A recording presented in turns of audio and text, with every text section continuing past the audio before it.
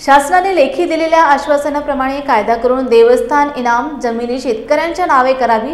देवस्थान जमिनीबाबत कायदा करण्यासाठी नेमलेल्या समितीमध्ये किसान सभेच्या प्रतिनिधीला समाविष्ट करून घ्यावे।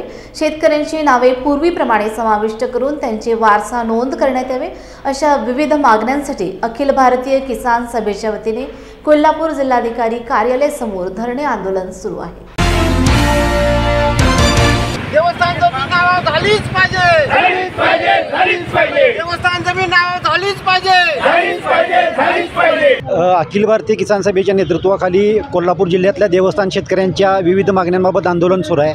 मुख्यतः राज्यपातळीवर राज्य शासनानं मागच्या 3 वर्षामध्ये 2 ते 3 वेळेला राज्यपातळीवर आश्वासन दिले, विधानमंडळामध्ये आश्वासन दिलेलं आहे की देवस्थान शेतकऱ्यांच्या संबंधित कायदा करून वर्ग 3 वर्ग 2च्या जमिनी वर्ग 1 करण्यात येतील आणि त्या शेतकऱ्यांच्या नावे करण्यात येतील। परंतु 2-3 वेळा आश्वासन देऊनसुद्धा राज्य शासन ते आश्वासन पाळत नाही आणि या शेतकऱ्यांना कायमस्वरूपी त्यांच्या तोंडाला पाणी पुसण्याचं काम हे शासन करत आहे।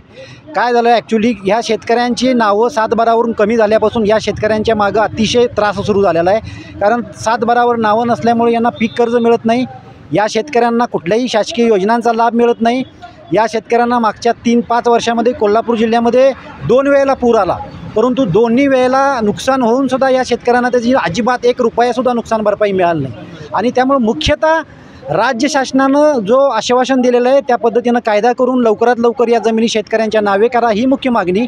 आणि जे स्थानिक पातळीवर प्रश्न आहेत, विशेषतः पश्चिम महाराष्ट्र देवस्थान समितीच्या नियंत्रणाखाली जे काही प्रॉब्लेम आहेत, सध्या कोल्हापूर जिल्ह्याचे कलेक्टर साहेब त्या देवस्थान समितीचे अध्यक्ष आहेत आणि त्यांच्या नियंत्रणाखाली देवस्थान समिती असल्यामुळे जे काही स्थानिक पातळीवरचे प्रश्न आहेत, खंड भरून घेण्याच्या संदर्भात असतील, शेतकऱ्यांना गोटा बांधायसाठी किंवा विहीर काढायसाठी किंवा बोरवेल मारायसाठी परवानगी घेऊन परवानग्या देणं असेल, किंवा ज्या शेतकऱ्यांनी परवानग्या न घेता अशा पद्धतीनं काही शर्तभंग केला असेल त्यांना त्या परवानग्या देऊन घेऊन त्यांचा खंड भरून घेणे आणि त्यांना नियमित करणे।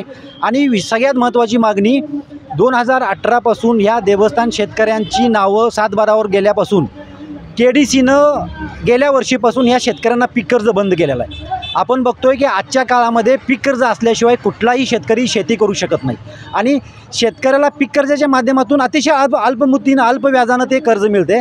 त्यामुळं राष्ट्रीयकृत बँका असेल आणि KDC असेल या दोन्हींच्या माध्यमातून या देवस्थान शेतकऱ्यांना पीक कर्ज मिळावं ही एक स्थानिक पातळीवरची मुख्यतः मागणी। ह्या मागण्याच्या अनुषंगानं हे 3 दिवसांचं धरणं आंदोलन सुरू आहे। जोपर्यंत कोल्हापूर जिल्ह्याचे पश्चिम महाराष्ट्र देवस्थान समितीचे अध्यक्ष तथा जिल्हाधिकारी साहेब यांच्याबरोबर चर्चा होत नाही, देवस्थान समितीचे अधिकारी उपस्थित राहत नाही, तोपर्यंत हे 3 दिवस आंदोलन इथं जिल्ह्यातल्या शेतकऱ्यांच्या वतीनं आज कमी शेतकरी आलेले आहेत, उद्या ह्याच्यापेक्षा जास्त शेतकरी येणार आहेत आणि हे आंदोलन 3 दिवस चालणार आहे।